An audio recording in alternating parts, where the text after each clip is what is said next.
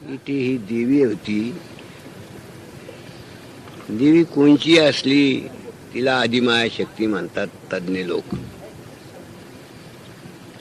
ही आदिमाया शक्ती इथे असल्यामुळे इंद्राने ते अनुष्ठान केले. कशा करता ती युद्धाला जायचे, मला काही शस्त्रास्त्र किंवा आशीर्वाद देतील या हेतूने या वज्रेश्वरी, तिला आधी नाव दुसरं होतं. ज्या वेळेस ते साधन केलं तर त्या देवीने त्यांना वज्र दिले म्हणून तिचं नाव वज्रेश्वरी. आणि मग यज्ञ केला तर इथे महान ऋषी येऊन गेले. मग त्यांनी त्याच्या आपापल्या परी एक एक कुंड तयार करून गेले. सूर्यकुंड, अग्निकुंड, तप्तकुंड, ज्याला वाटलं त्याने त्याची शक्ती चालून इथे कुंड तयार करेले. की पहा, ही परंपरा आलेली शक्ती तरी आपल्या डोक्यामध्ये काही येत नाही. केव्हा यज्ञ केला आणि केव्हा पाणी उत्पन्न केलं आणि ते अजून काय मी काही डोक्यात घ्या. परमेश्वर आहे, करून गेला ना अजूनही करून राहिला तरी पण आपल्याला परमेश्वर समजत नाही.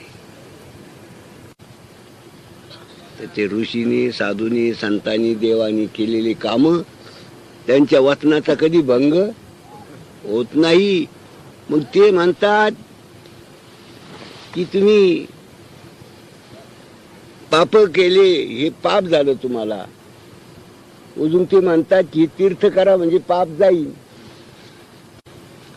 असं या जागेवरती देवी आहेत, त्या देवीच्या ठिकाणी इंद्राने तपश्चर्या केली आणि ते तपश्चर्या करून ते वज्र मिळवलं म्हणून तिचं नाव वज्रेश्वरी. आणि मग यज्ञामध्ये मोठी मोठी, आता देवेंद्र तू देवाचाच राजा, तिथे काय कमी हो, कसा यज्ञ केला ते बी असा यज्ञ केला. यज्ञ ते गेला होऊन पण माग कायम कायम ना तुमच्या पापाचा नाश व्हायला. ए बाबा, अरे तिकडे जाऊ नका ना. अशा रीतीने या जागेवर, अशा मुंबई सारख्या शहराच्या सन्निध आणि त्या देवतांनी हा यज्ञ केला. आणि त्या यज्ञ तर गेला निघून, पण हे बरेच कुंड असतील. किती कुंड आहे ती? 108. त्यांना असंच पाणी आहे का?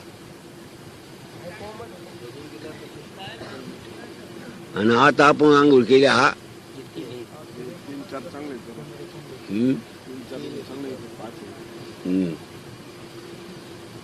काय डोक्यात यासारखं, पण लोक कोणी डोक्यातच घेत. आपल्या पापाचा नाश होण्याकरता आज सूर्याचं कुंड, अग्निकुंड, आणखी चंद्रकुंड, गार असेल ती कोमटे. बर, या करताना आज तुमचं भाग्य आहे की या ऋषी मुनींनी या जागेवरती पदस्पर्श केला जमिनीला.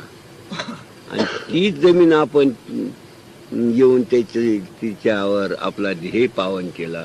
धन्यवाद. आता बाबा आवरितात, भाऊ जरशी बोलते.